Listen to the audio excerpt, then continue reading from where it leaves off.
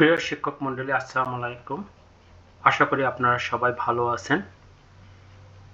শিক্ষকদের বেতন ভাতা নিয়ে আসলে একটি কঠিন সময় পার করছে শিক্ষকগণরা।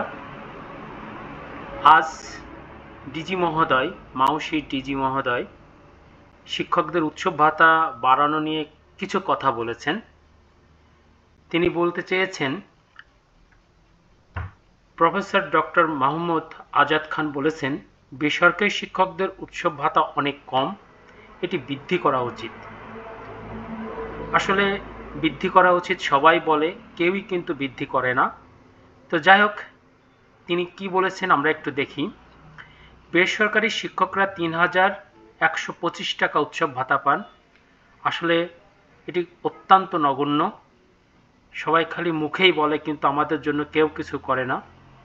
এই অর্থ দিয়ে তারা কেনাকাটা করবেন এই ঈদে। শতভাগ উৎসব ভাতার দাবি আপনি সমর্থন করেন কিনা এর প্রশ্নের জবাবে ডিজি মহোদয় বলেন, বেসরকারি শিক্ষকরা উৎসব ভাতা বৃদ্ধির বিষয়ে আন্দোলন করছেন। তাদের আন্দোলনের প্রেক্ষিতে সরকার ভাতা বৃদ্ধির কথা বলছে।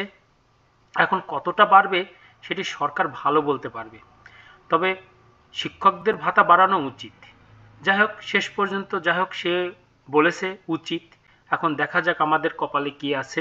জানা গেছে, বেসরকারি স্কুল, কলেজ, মাদ্রাসা, কারিগরি শিক্ষা প্রতিষ্ঠানে কর্মরত এমপিওভুক্ত শিক্ষকরা মূল বেতনের 25% উৎসব ভাতা পান, আর কর্মচারীরা পান 50%।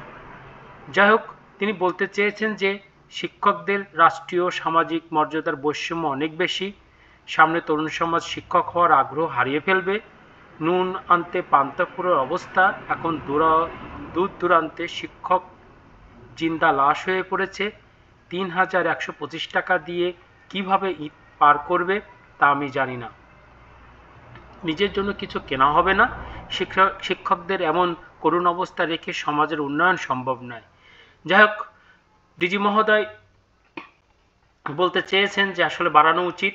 এখন দেখা যাক সরকার কি করেন আমাদের জন্য। তো এই ছোট্ট একটি খবর নিয়ে আজকের জন্য আমাদের একটু বিশেষ সংবাদ যে ডিজি মহোদয় উৎসব ভাতা বাড়ানো নিয়ে সে কিছু কথা বলেছেন। এই কথা বলে আজকের মতন এখানে শেষ করছি। ভালো থাকবেন প্রাণপ্রিয় শিক্ষকগণ।